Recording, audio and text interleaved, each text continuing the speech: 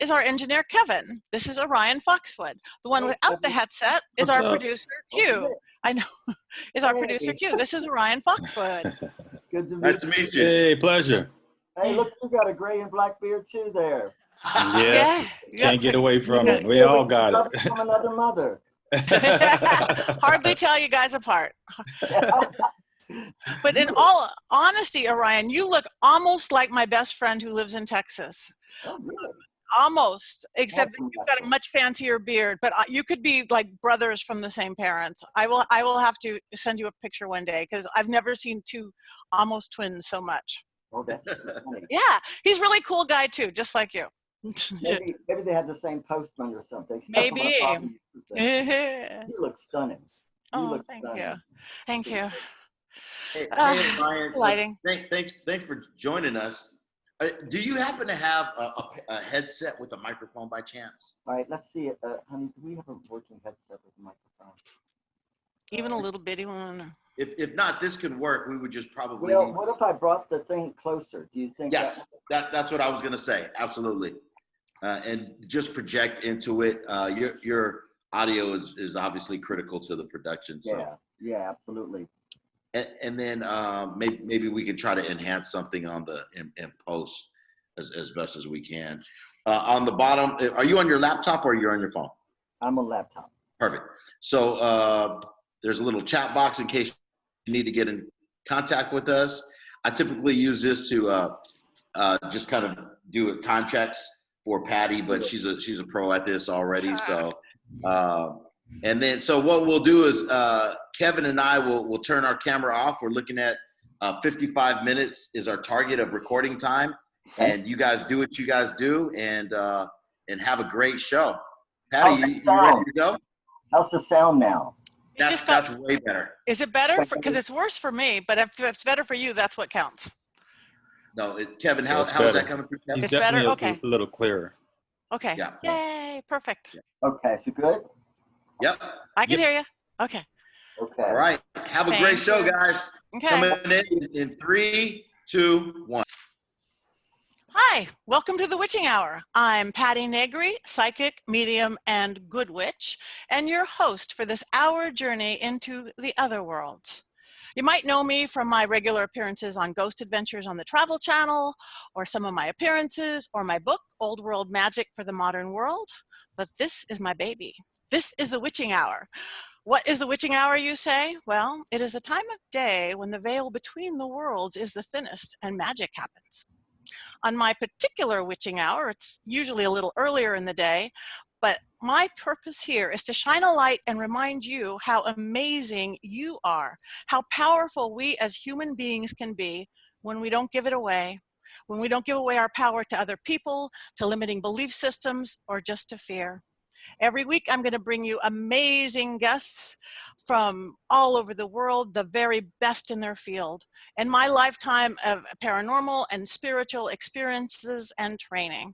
And today, I am so excited. I have the best guests. I've known him for several years, but I've only met him. We're not in the same city. But when he comes into town, I will study with him. I will do rituals with him over the years. So let me introduce you to Orion Foxwood. He is a traditional witch, conjure man, and fairy seer. He's an eco-magical activist, and we'll ask him what that is, and the author of several really amazing books.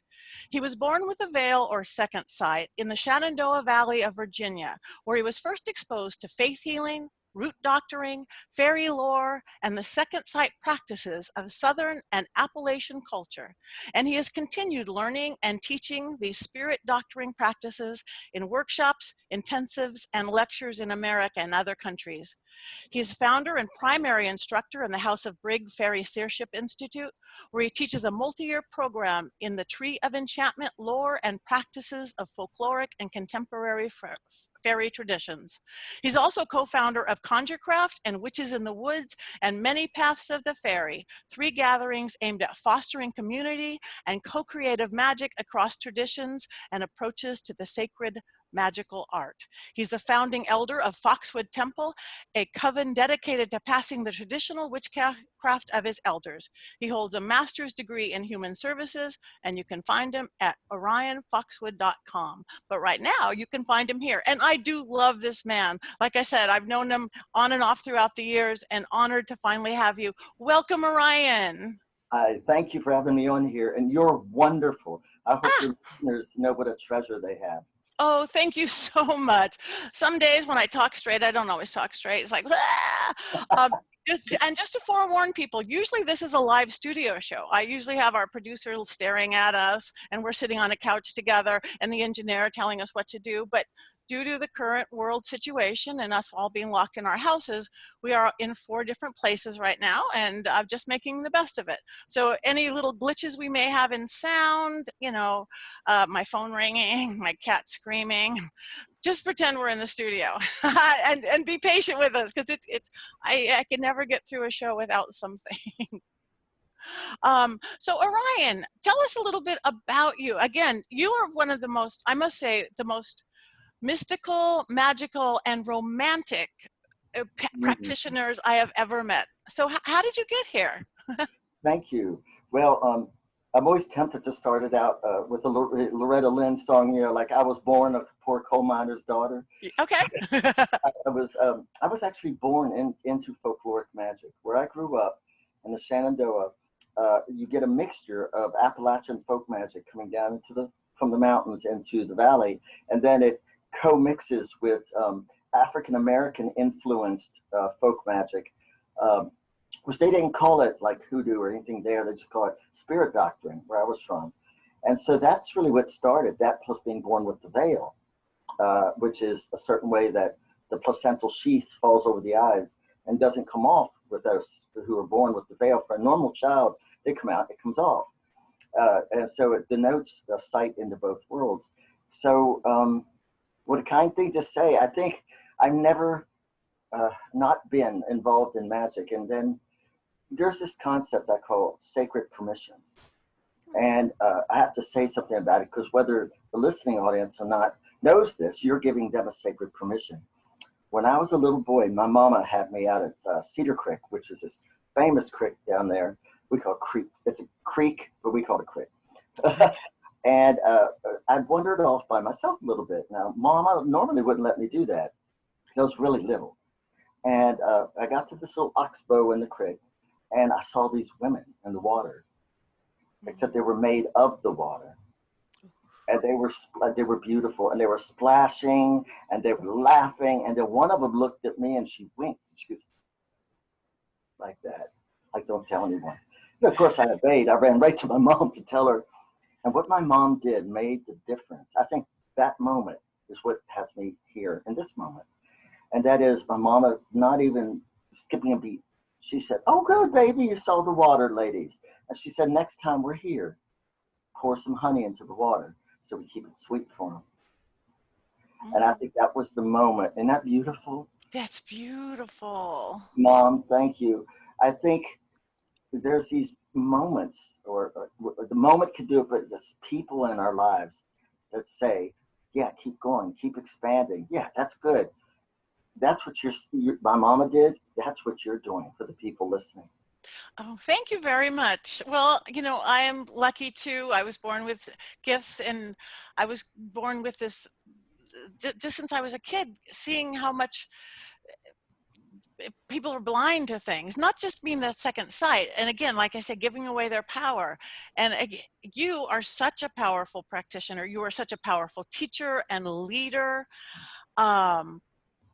And I don't know very much about fairycraft at all. I know many other kinds of witchcraft. I don't know very much about fairycraft, but the little bit I've done with you has been magical. And I've even had some like otherworldly experiences with the fae. I once mixed up, I put half honey and half cream, and I was down in my lower garden and making wishes, and I gave them half dark honey and a white cream in 6 little bowls. And it mixed it together. It looks sort of like cappuccino, you know, kind of the dark and the light mixed together. My husband and I went back up. The next morning I came down, 3 just had cream and 3 just had honey. I guess they wanted to separate. What is that? You nailed that right on the head too. Those are traditional offerings for them. Really? Yes. Well, that's what they thought they wanted. That's beautiful. You know, that's very humble of you, the way you're saying that. But you know what you just did, and I hope everyone really listening to this. What this wonderful woman did is she obeyed the inner voice. See, we have a voice deep inside, right? And that part of us is the same part. Like you could speak to cloud and star and plant and stone, because all of us are children of one mother. And here on the planet, we're all made of Mother Earth, but we're also made of the sky, which gave birth to the stars, the greatest mother of them all. And so the life force in you reached out to the life force in them, and you just knew. They call that the uncanny knowing in traditional craft. And that's what the inquisitors used to be afraid of, because, you know, when they would arrest these women, mostly women, but men too, but with women, they would cut their hair because they were afraid they'd weave spells against them. And what they didn't know is if those women wanted to, they could weave the air. Right. They didn't understand that our magic, our knowing, ultimately, I mean, I'm a traditional witch, and we teach a whole tradition, right, of material. But really, the material is the banks. It's not the river. And the river is something inside of us. Your life force knows everything. Your life, it knows what God got us all that is knows. And it's just, you are one of those naturally gifted ones who didn't untrust it, who didn't, you know, and I bet you have similar stories. Someone gave you a sacred permission somewhere and said, yeah, I know that I'm grateful, and it didn't get taught out of me, because I think kids are born with this, because anything is possible, and that childlikeness, but in our very non-mystical modern Western society, it gets taught out. So my listeners, mostly if they're listening to the Witching Hour, they have some interest or knowledge of the spiritual or paranormal or the craft. What would be some good tips for people to like of going, yeah, I want to do this? How do you teach people to wake up to this? Well, the first thing is when people come to me, you said something also I got to zoom in on. You said about children having it naturally. We say in the tradition I come from, if you would walk the witch's way, observe with care the child at play. Now, my witch queen, who's transitioned in spirit years ago, Lady Circe, who was the goddess walking the earth to me, and she used to do this practice, which is powerful. People would come seeking instruction, and she'd say, "You see that little playground across the road over there?" They'd say, "Yes. I want you to go over there, and I want you to sit for 1 hour. And I want you just to watch the children, and I want you to come back and tell me what you see." Now, if they came back and said something like, "Oh, I saw a bunch of brats," well, needless to say, she'd say, "Well, you're not a witch." If they came back and said, "You know, it was fascinating. They can take a little leaf and a little twig, a little piece of cloth and create a whole universe." You know, I watched them how they would shape into things and how the littlest thing, they could expand it and become a miraculous thing.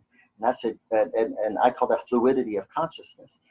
So that's how she would test folks to see if they had the humility, the kindness, and had the imagination, the empowered imagination that sees beyond what we're told the boundaries of reality are. You know, I come from a tradition that believes that the propensity to be a witch, now the propensity to have magic is different from the propensity to be a witch. Because a witch then dedicates themselves, you know, and a witch in many ways is guided by the brute and wild forces of nature themselves.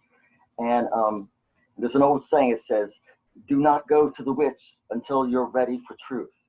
Ready for truth. The tradition I come out believes that the propensity to be a witch and to be someone who's driven by magic is a genetic one. And I think it's true. And I think that the witch blood is, at this point, a little bit is in everybody. And that really zooms in on what you said. And then for some, it pools like a water pool. It pools coming from the father and the mother, and that they represent the witch that's going to awaken in this generation. You know, I've had people say, no, Ryan, you're wrong. I've done my ancestry.com. There's no witches in there. I said, does it go back 30,000 years? And they're like, no. I said, I know. That it can be in dormancy for thousands, hundreds of years, and then necessity, opportunity, and resource line up. And so what I say to people, especially the people who are a listening audience to a show like this, if you've been called to this, there's something of other inside you. There is something that is either awakening or waking up. And there are more self-identified witches on this planet right now than ever in the history of the world. And it's because when necessity, opportunity, and resource line up, then the blood awakens on an individual level. But right now, the earth needs awakened witches. Yes. All over it needs us to witch a better world. It needs us to do magic to restore the balance and heal our planet and each other. So if you're feeling this draw, then find someone. It is important to find a teacher if you can. It's not a mandate. But there is a magical thing that happens when you're with another witch who's been working for a long time, who's been a crafter for a long time. There is something that awakens inside of us. We say, I touch you, and your blood remembers. You know? So I'm rather fascinated with your show and how you do your show. Well, I am. You do a really good job. Thank you. Like I said, I just jump in. In life, that is my way of life. I don't know what I'm doing. I just do it. But thank you. I appreciate that. Yes. It will reach many who are seeking. And thank you. Thank you. And that's what I want to do. Again, I love people. I love life. I think I'm still 8 years old in so many aspects. It's just like, look at what we are. Look at what we have. It's amazing. And I think I'm glad to hear you. I mean, I see the awakening going all around us and leading towards these practices, and witchcraft type practices, because it is so needed, because so many belief systems aren't keeping up with what they need to keep up with. And everything we're going on. What is your take on what we're experiencing in 2020 here?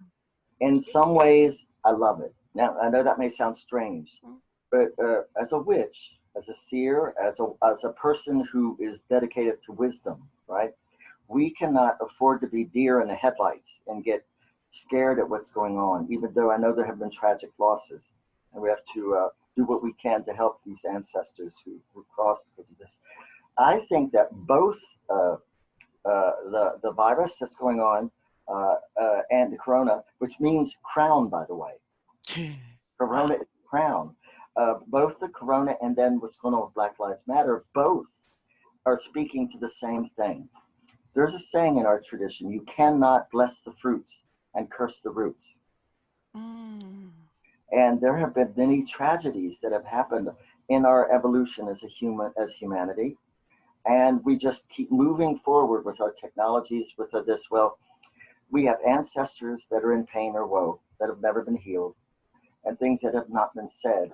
And we have an earth who has absorbed and absorbed and absorbed as we've taken and taken and taken. And now she said, here, I got some lessons for you. So the lessons I'm seeing going on with the virus is amazing, because when and this dawned on me, I guess, about a month or two ago, I was putting on my mask to go out. And so I thought about what the mask is, and I thought about what the quarantine was. The quarantine is how we protect our breath, how we protect ourselves. The mask is how we protect others. So in other words, if we do this right, we have to be thinking about the well that we all drink from, which is the air itself.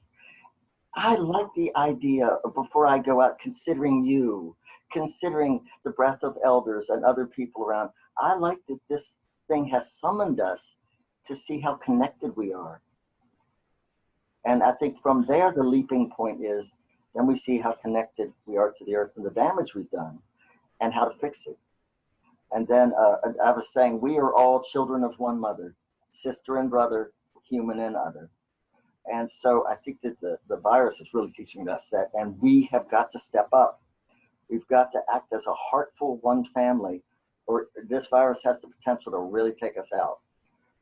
And my spirit said to me, they said, don't wage war on this virus or it'll bring us bar buddies, and they're even worse.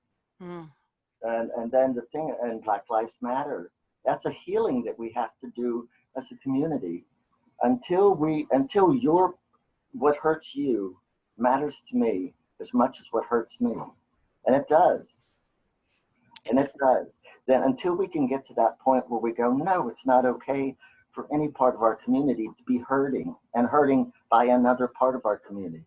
You know, we got to make love the bottom line, you know. And so I'm excited because it's surfacing some shadowy things that need to be healed. Yeah.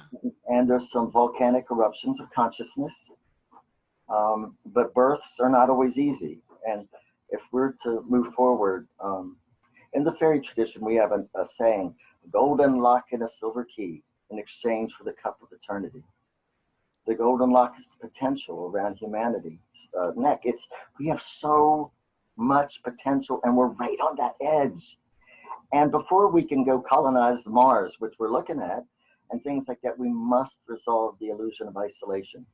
This disconnect, that is just a byproduct of a nervous system that grew too fast. And when we get there, but we got to love each other. We got to get there. I agree. Yeah, and you put it so eloquently, and again, poetic. Because I've always it's a big wake up call. You know, we just went numb. We fell asleep.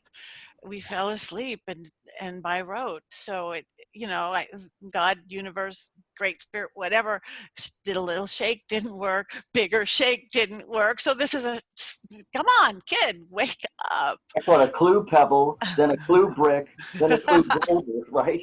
Yeah. And I love what you said about the mask and being inside. So yeah, and about breath and the crown. Wow. See, I just love that. It's summoning us back to we really are in each other's care. And this planet's in our care. If we don't have this, what do we have? Right. Nothing. Right. And what do you think about, again, the dark side seems to be getting, you know, so much more vocal, if not stronger as well? Is that just the tip going like this? Well, I think it's good also. And here's the reason why. You can't fight what you can't see. Now, I used to be a public health professional for years. I was in public health. And I used this metaphor from that. And I was in HIV medicine for a while, and then, you know, behavioral health, which is addictions medicine. With HIV, there's two types of virus, wild type, sleeper type. And the medicines we have now completely annihilate the wild type. And so it goes down to undetectable and all. But we have to tease out the sleeper type. We haven't figured that out yet. And once we do, that's it. It'll be cured. Wow. We've got sleeper cells of very dark things, of very racism, homophobia, gender oppression, sex, all these things. And they're in hidden pockets sometimes, right? And so we got to get those to come out and then play magical whack-a-mole. And if they don't come out, the other thing is when they come out, sometimes we can say, all right, let's sit down. Why are you this way? What happened? And I've done that with a few folks who have really transformed. Really? Yeah, one guy was a racist, a horrible racist. And I said, did anyone from the Black community hurt you? He said, no. What about your mom and dad? I said, no. What about your grandparents? He said, no. And I took him on back, and then he just looked at me. He started crying because I've been duped. I said, you inherited a myth that never happened. And wow. he changed on the spot. So it may take patience, folks, but we've sometimes got to sit down with the worst, because inside the worst might be the best. Not always do they change, but some of them will. That is inspiration to me. You just got me, Ryan, because, you know, I tend to pull back going, they're not going to listen anyway. They're not going to hear me, because you hear that first ba ba ba ba ba ba ba ba ba, and I come in with my but, and they don't. So I'm going to be a little more persistent now when the need applies. It's important for populations that don't look like the population that's getting maybe abused at that moment. Like men need to go out and defend women. Straights need to defend gays. Whites need to defend Black folks. And we need to show that we are one family, and it's not acceptable. Harmony of our family, you know. I love our diversity is what makes us beautiful. Yes. Yes. How boring if we were all the same. A peacock with one color tail, not really that impressive. A peacock with multiple color tail is incredible. So, tell me a little bit about your practice, how you work with people. Again, I know it's very root-based and elemental-based. So what is like the life of Orion, working with people, or how do you change your world? Well, thank you. That's a great question. Well, when I think about what I practice, because I'm a traditionalist witch, I'm a root worker in Southern and Appalachian folk tradition, and I'm a fairy seer. And for me, my spiritual path is as a witch. My mystical path is in fairy seership. And my magical is in the conjure, even though they all weave into each other. So in some ways, those threads fulfill different aspects of my soul. Now, this is a piece of wisdom that you don't hear a lot. And there's three ways to cultivate our spirit, really. Spiritual, which is what is that all that is that we come from, and how can I relate to it, and how can I get it to like me? And then the next one is, if there isn't all that is, or an essence that we all come from, that means that you and me are also made of it. So why was I envisioned? Why was I made? Or what part of the divine am I? Or I taught one of my dear Christian friends the other day, I said, go to the mirror and look in the mirror and look way inside your eyes. So you can see this little spark of light. And then I want you to look at that spark of light and say, God, why did you become me? Mm. So the mystical part's about that. What was the inspiration behind my birth? And believe me, folks, everybody take this in as deep as you can. You were born of inspiration, not desperation. No matter what the circumstances on the human level were, you were born and you willed yourself here. So there's something burning inside you that wants to blossom. Let it out. Don't die with your song unsung. Don't die with your song under your tongue. And then that last way to develop our spirit is magical. And magical is about the act of becoming a conscious creator. About going, okay, if I'm made in the source's image, then I should be able to do what the source does, but maybe at a smaller level.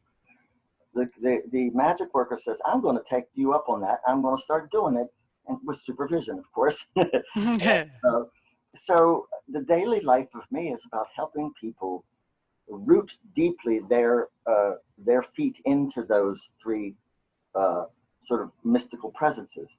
People call me for readings. I do a lot of readings, and I do some clearings and road openings and things for folks. Probably the thing I'm most known for is teaching and ritual, which I love. Mm.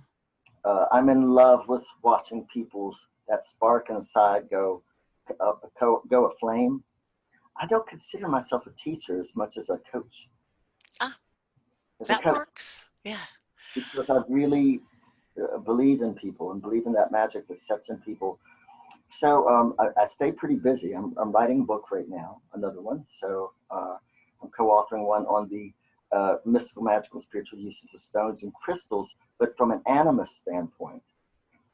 And an animist in fairy seership, we are animists. And animism is the oldest sort of spiritual paradigm in the world, because you got animism and then paganism, polytheism, pantheism, monotheism. And animism means everything's alive. The world is teeming with spirits, and it's a great vast ocean of life, and we're all waves on it,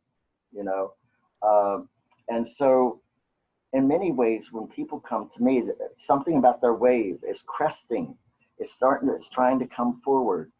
And so I spend my days between writing and such, and doing spiritual counseling and speaking, and the world is waking up. It's waking up fast. Yeah. And again, with the coronavirus, I've watched it summon some of the best things I have seen in people. Compassion, insight, love, connectedness. And then we have our others. And what I say to others, please don't let your anger or your denial get you dead. Yeah. We all care about you. And together we can cure this together with the salve of the soul, which is that love of each other, a love of life, a love of ourselves. Anything else, it's not going to work. Not going to work, This is definitely a love is the law moment. Yes. I don't know if I answered your question there, but I just, you could just talk for like 3 days and I'm just going to melt into it.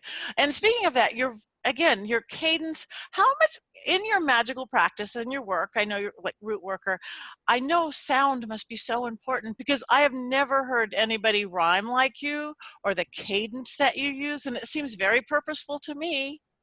it is, and thank you. When I was a little boy, it all started out with, there was this old man who used to come see my mom. And he'd come down from the mountains and he would have coffee with her. And then he'd sit to talk with me, narrow tooth in his mouth. Now, I was a little fella. I'd listen to his stories and what he was saying, but the truth is I just wanted his ginger snap cookie. But I listened, and now in retrospect, I know he was teaching me. And he would come and he would give me these charms, right? Now, in Appalachian folk tradition, you have different folk practitioners, right? And one of them is the charmer. And the charmer is the one who knows the sacred words. In fact, can I share the first one? Yes. Oh, please. As much as you can teach us today, go. Oh, thank you. Thank you. He said, so this was to bring the rain. And you had to get a knocking rock. A knocking rock is a boulder that's half in the soil, half out. And then you get a rag and you have a pail of water. What you're going to do is dip your rag into that water as you're saying this and then beat the rock. It's mimicking pelting rain. And it goes, let me get myself together. I abjure the blood and all its stains, to blacken the skies in witchcraft's name, to raise the wind and bell the dame. Then it would spin it and bring the rain and bring the rain. So what it's saying is I abjure the blood and all its stains. It's actually talking about the blood of Jesus, because Jesus represents the light, like the light, and he's considered a part of a solar divinity. And if the solar light is out there gleaming, we're not going to get rain. That's why it says, I abjure the blood. Now get back, right? Don't bring that sun on right now. We need rain. I abjure the blood and all its stains. And this is to blacken the skies in witchcraft's name, which means it's calling up the chthonic primal forces to get the rain to happen, And then abjure the blood and all its stains, blacken the skies in witchcraft's name, to raise the wind, the storms, and bell the dame. That means to beautify the lady, because when it rains, she blossoms and turns green. Oh. Bring the rain, bring the rain. Now, what I didn't know that day is he in some ways ignited and created me on this path, because he gave me another thing that day as well. So he started me on as a charmer, and he told my mom, he said, that boy's got a gift for this. And I know about 500 of them. Wow. So I know a lot of them. And then that's the same day, and this connects to the fairy stuff. They call me Mike back there. And he said, Mike, you got to make right with them folk being the fairy people, the fairy spirits. He goes, you got to make right with them folk. They can snatch your prayers before they reach the ears of God. He said, they're the original ancestors. We're the visitors. And when we break the laws of nature, we can't go to God for help because God don't know how. He gave the world to them. Now, I didn't know, I just thought it was weird stuff, right? And but I thought it was interesting. Mama wrote it down, and then later I memorized it. That man gave me two things. He ignited me, started to charms, because then other elders would come by, and they would give me charms. Blowing fire out of a burn, to staunch bleeding, to make a headache go away, and to get rain to stop, all kinds of stuff. And so that started me with the conjuring of using the breath. We have a saying that is, breath is the horse that starlight rides.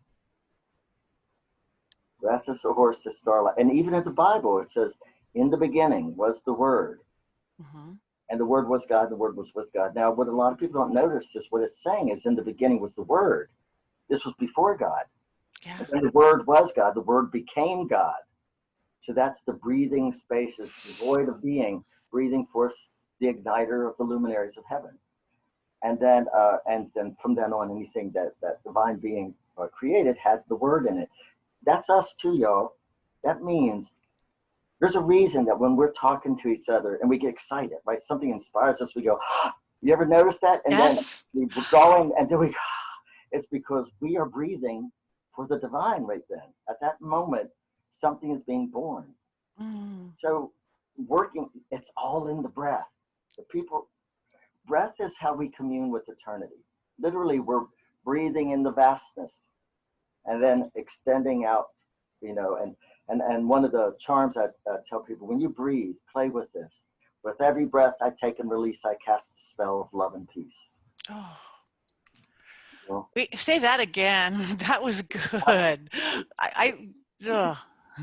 with every spell I take and release, with every breath I take and release, I cast a spell of love and peace.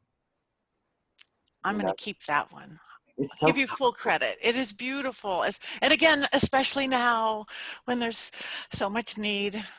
There is. And what's hurting us all really, it's simple. The illusion of isolation. When we were exposed to fire some millions of years ago, right?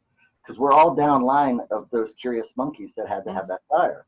Yep. Now, that fire, think about how brave they were. They were watching everyone else burning up. And so they had to have that fire. And things were whispering to them, you want that fire. And they got that fire. And what happened is it grew us fast. We now could migrate from, you know, warm weather to cold weather, go through the night, fend off animals. We could smelt metal, then we could cook meat, which gave us proteins that made that little brain grow, and grow it did. So now we differentiated fast and got enamored by our nervous system, caught up in being human, and forgot we're also animal, mineral, you know, and literally nobody did this to us. It's not like some evil overlord said, let's really get wicked. It was a nervous system gone wild. And now we've got to just go back, pick up what we lost, bring it up to now. That's why I said you can't curse the roots and bless the fruits. If we do that, if we're willing to heal the illusion of isolation, the abandonment, fear, fury, and shame that comes from it, and then the desire to possess and the resentment of change will all go away. Oh, and the desire for absolutes. It'll go away, it'll fall away. There's a more expanded us trying to arrive. I love that. Desire for absolutes. Explain that. Absolutely. Some years ago, I was in the middle of a dark night of the soul, as we go through sometimes, and so I would go and I would teach at these groups, and they were all happy and they get juiced up, and then I'd leave and I'd come back the next year and they were deflated again, and I'd do my thing. And they were happy, and so I was really getting upset about this because something was wrong. So I went to Bree, who's my fairy queen, and I said, Bree, there's something broken in the heart of humanity. And I said, I can't keep teaching a whole piece of truth. I need to know the whole thing, because half truth is a whole lie, Martin Luther King said. And she said, I cannot tell you, I can only show you, but you may not survive. Most don't. And I said, well, I'd rather die honest than live a half truth. I said, I need to know. I must. I can't be an agent of change for healing and not know the fullness of the illness itself. And so over time, she was right, I almost died. I found that there was 4 things, really one, but 3 extensions. The illusion of isolation, which brings about abandonment, fear, fury, and shame. Abandonment is the core wound in the heart of humanity. And it's all because of that, our nervous system just grew so fast, we're over-specialized.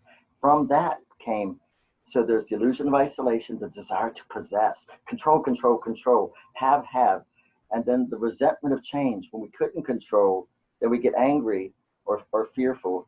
And then the last one is the desire for absolutes, and that's fundamentalism. Mm-hmm. Fundamentalism is the sign of terror. Terror to be wrong. Terror that if I don't get this right, the source will never bring me back into graces. And it doesn't know, the source doesn't exile us. We are a part of it. It doesn't unlove any part of itself. Oh. And so that's become a big part of my, if you want to say, ministry, the things in my magical work and that are really crucial is for us to stop and see what's happened and see where it shows its symptoms and begin to unravel it and help each other heal this. Magic is for the courageous, because magic says, no, I'm going to get, life's not waiting for us to catch up. It's just waiting for us to get all the way in. So we're human. We were born to be conscious creators, to extend the reach of the planet and the divine. We're something that's never been. and there's something to come from us that's never been before. Our job is to be a conscious creator, not just surrender to a creator, but to say, waken in me so that I can be what you envisioned. But we got to wake up and get responsible for our effect. And I think magic is a summoning to say, stop, no, you are a creator of all of our destiny too. And so let's do this together. Let's envision a better world and witch our way to it. And why do you think that's so hard for some people? It's just not their path, or because there's a sense of responsibility when you're taking charge versus just following along? I think so. I think some are afraid to be wrong. Some are afraid they're being disrespectful to the source by assuming their mantle of creative potency. I think some are afraid they're maybe doing a wrong thing. And I'm saying, listen, whatever your faith is, if you believe in any way that you were created in the image of the divine, you know that the divine is a creator, destroyer, an inspirer. That's what you're supposed to be too. And then if you just feel lost and unclear, that's the thing, whether you pray or you meditate or you open up to. This is a very interactive universe. Did you know the word universe comes from una versa, means one song? Oh, Isn't that powerful? that is powerful. I'm getting goosebumps all over, and I'm sure my listeners are too. My favorite thing, did you also know that all the iron in the universe, there's no exception to this, all iron is produced by stars that go extinct. So the iron right now, inside you, inside me, inside of everybody, is the remnants of billions of years old extinct stars. So wow. I wrote this, and we are stars with human feet, encountering starlight in all we meet. Know this, grow this, and ignite, and the stars will guide you to the darkest night. In that is the stellar pulse of eternities in us. But it's in you, me, and everything. If we refuse to not see it, I told a friend just recently, I said, you're powerless to change my love. How's that feel? They said, I think I can live with that. Oh. So we've got to get in that mode. We got to get in the mode where we go, I'm holding this reality, and pull ourselves. There's a saying in the Charge of the Goddess, written by Doreen Valiente. It says, ever strive toward your highest ideal, let not tempt you aside. Yeah, magic's not about being a victim. We're not hopeful, we're magical. Yes. Thank you. Thank you. So, okay, I am just so inspired. So tell people a little bit, and I'm sure my listeners are going, oh, you haven't had anybody like him on quite yet. So, so tell people a little bit about some of your books, like The Candle and the Crossroads, so where they can find out a little bit more, and then we could even get into your seership course and things. Absolutely. I'm working on my 5th book now. That one won't be out for a little while yet. But the Fairy Teachings through R.J. Stewart books. And that's the one that's got a lot of folkloric magic in it. Probably one of the books got the most folkloric magic in it of any one. And then the Tree of Enchantments, which really lays out the whole system of fairy seership. Fairy seership is a 7-year apprenticeship program. And it's 7 years. In the old tradition, they called that a tine or a tain, T-E-I-N. And they called it, and it means basically a tithe to hell. Now, remember, when they said hell, they didn't mean this infernal place. They meant a tithe to the undercountry, to the underrealms, and then there's The Candle and the Crossroads. And that one's about the folkloric magic I grew up with, and I think they all speak well to each other, and then The Flame in the Cauldron, which is about traditional witchcraft, I even thought before I got on here, what all do I want to say? What all do I want to offer? And I was going to ask you there's an invocation to the undercountry, which is a call to the blessings of the good people, as they call them, the fair ones. Now, this calls to them in an old way, because fairies were not considered small and like they are seen today. There was an attempt to trivialize and demonize the fairy tradition. It was so old. They were originally they're seen as human size or larger, with beauty, so incredible that they never let you see them directly because their beauty can strike you dead. Wow. Because the nervous system just can't handle it. They're so beautiful. These beings are the angels in the land. We can't fix what we've broken alone, but they can. They can, but they won't come unbidden. You've got to call them back. Okay. So tell what you wanted to tell us. Okay. So anyone who can, if you just place your hands palm down and just be aware of the livingness of the earth. So much life comes to you from the earth, what you drink, what you eat, your very flesh itself. And as you do, you'll feel a tingle, an aliveness in the earth. In the undercountry, which is the underbelly of life itself, is the memory of the stellar origins of our planet. And in that place between the particles of substance, there is an illimitable light, a light that's imperishable. That is the earth of light. And in that place, the luminous children of the dawn, the fair ones, the Etowateg, the Sealy Whites, known by many names. So in honor to them, I speak this invocation. Good neighbors of the underrealms, awaken unto life.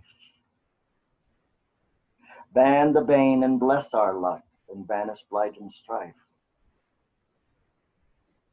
Open now the ancient ways of life and love with land.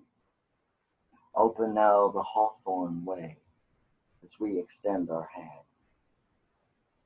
Lead us to the magic road and back in touch with thee, and we will know our kin in rock and cloud and sacred tree. We end this call with heartfelt breath and consecrated deed. Blessings to all by root and flower and wind-scattered seed. Blessings to all by root and flower and wind-scattered seed. Blessings to all by root and flower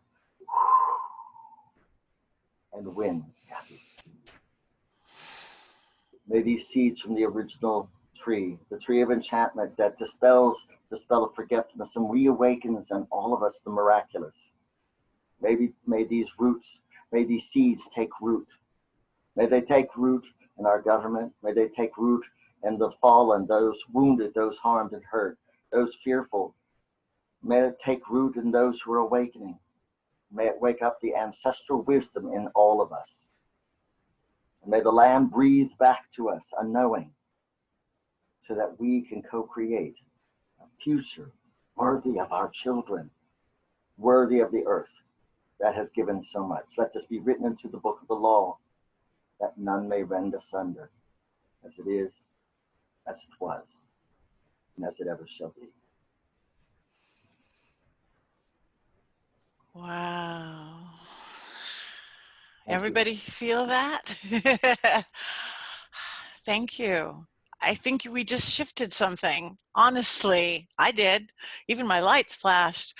And you know what, it really hit me, besides your beautiful words and everything that's attached to them, how you said palms down. So often we are always going palms up. We are talking to spirit. We are talking to God. We are talking to the universe.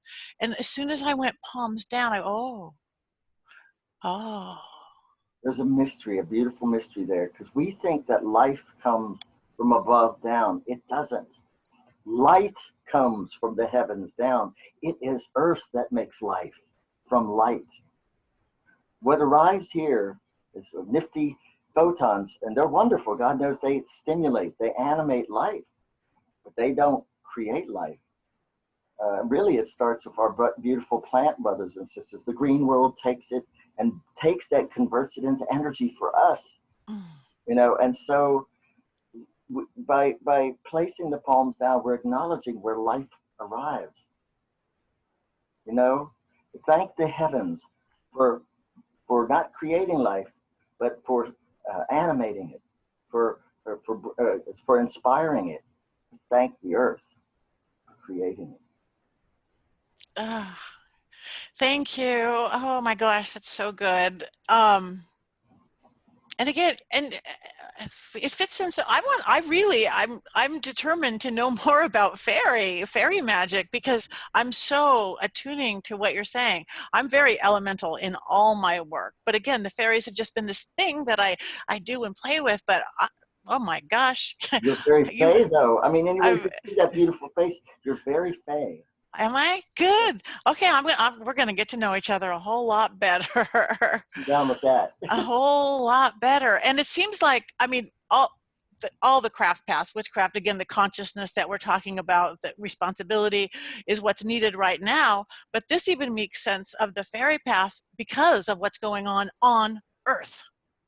It really does. The fairy tradition shows up worldwide, by the way. There's not one indigenous culture that you will find where it isn't. Some years ago, this man, I believe it was the university that was, it's a university in Massachusetts, in Western Mass. He was doing his PhD, and he did a book called American Elves, and it is a doctorate thesis where he looked at 250 North American native tribes to see if they had traditions on the fairy tradition of elf, every single one of them. And all of them had the same thing to say. It is the tradition that first we must go to before going to anything else. In many traditions, you go to them first before going to the heavenly beings, before going to anything else. The ancestors of human and other. They're our ancestors. You know, I think that this tradition is awakening. So when I started teaching, I really didn't think that many people would be interested. Oh my God. I'm decades in, you know, and because something's waking up in everybody. And they're going, I knew I could feel presences in nature that was summoning me, calling me. There's a lot of people listening now who probably have had some of the most sacred and true mystical experiences that they don't even realize are really the real ones. And I think we're being called, and it's the ancestors in our blood. All of our blood goes back to the first people, all of us. And that blood's waking up. And we have stars in us. I'm still stuck on that. We all have iron. Incredible. Wow, that's where all iron. That just makes me so very, very happy. Now, do you now that we're this world, do you teach online workshops and courses and things yet? I do. You know, I hesitated doing that because traditionally, the old traditions, you got to teach it orally and in person, right? And so I was all staunch about that. Well, finally, a friend of mine, she said, let's do some online courses. And she got me going, and now I love it. I love it so much. So I teach a lot of online stuff because then just so many things about online. We are so lucky, everybody. We are so lucky to have this tool because there's students that I have that are bedbound and they could have never gone somewhere and studied. There are elders that cannot travel. Now we have a virus that's not letting us travel very much. But this, like what we're doing now, crosses thousands of miles. Is that magic or what? Yeah. So yes. Yeah. We have listeners in many countries on this show, all throughout Europe and Asia and South America and Australia and Canada, and they get to listen to you. So that's why I asked about online, because I know people are going to go, I need to learn more about this. Few contact places too. Now, my website it's so I'm working on re-engineering it. But if you go to awentree.com, AWENTREE.com, okay. You'll see there, it says classes by Orion Foxwood. I have 45 online classes on there. Wow. 45. Okay. I've been a busy boy. You've been a busy boy. And there's those. I can also be reached on Facebook. It's under Orion Foxwood. I'm always posting things because I'm also doing other online stuff. I just started something I call the Ancestral Healers Institute, and that is to teach people how to work with the river of blood, which is that continuous stream of humanity from the beginning through us now into the future, and how to go in and heal some of these ancestral wounds. Because healing those, if we heal those, get enough of us to heal those, everything's going to change in the most beautiful way. You know, so that's one of my big things now. So yes, those are some ways to reach me, or my email. I could give that. Yes, please. That's Fairy, F-A-E-R-Y, Seer, S-E-E-R, @gmail.com. And you guys all heard the special spelling of fairy, F-A-E-R-Y. Thank you for that. Thank you. Yes. No, I know we're getting close to the end, but I can't recommend more your workshops. I've done them live when you're in LA at one of my favorite stores, the Green Man Shop here in Los Angeles. And again, I fell in love with you, and I promise all of you will fall in love with you. So I can't thank you enough, Orion, but I'm going to keep trying. Is there any final word you want to give anybody as we? Let's see. Don't get afraid right now. Don't be that deer in the headlights. Magic is waking up in you. And you need to know that this magic is born of something so ancient. We've seen civilizations rise and fall. Together we can take this horse and ride it, but we've got to steer it. So don't get too caught up in what you see. Get caught up in what you want to see. And attach your feelings to it as if it's already arrived, and let not turn you aside. And there are ancestors beyond numbers that we can even imagine that will rise to help us. Know this, grow this, and ignite. The stars, they really will guide you through the darkest night. We're going to be okay. We got to claim that okay. Now, we don't want to be okay. We want to be awesome. Yeah. So know that. Thank you. Thank you, Orion Foxwood. Everyone, orionfoxwood.com and the Owen Tree. I am Patti Negri, and you are listening to The Witching Hour. You can find me on dashradio.com, and 1 week later, you'll find everything on Anchor, Apple, Spotify, all the places in the clouds that podcasts live. You can find me at pattinegri.com. Find Orion on social media, find me, like us, follow us, and find your own magic, because it's everywhere. Yes. You just have to look sometimes. Thank you, Orion. Thank you, everybody. Thank you, everybody. Bye. You are so cute. Isn't he great? Oh my God. Oh my God. Yes. You're amazing to watch doing your stuff too. You're such a pro. I mean, I was watching like, you are so good. You do show your face too in your show, don't you? Because that would be I mean, you got to show that face. Oh, thank you. Well, yeah, we just started doing it where we did because we changed our software. I mean, the main ones, no, the podcasts, no, but I am, now that we're doing it, we can put it on, I'm going to put it on my YouTube.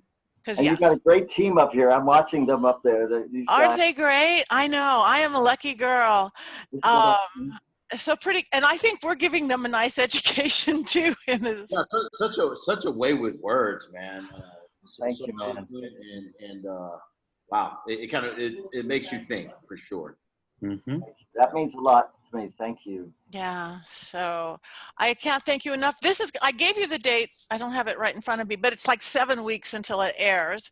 Okay. But I will let you know ahead of time, and I thank you for the pictures, which are great, and the bio, and I will give it to my publicist as we get closer. And I'll get the word out. I'll spread that word. Yes, further. please. However, yeah, you can spread it as soon as you want. I'll probably even do one this week going, hey, taping with Orion Foxwood, it'll great. We'll watch it then. So anything. Good. And then I'll spread it.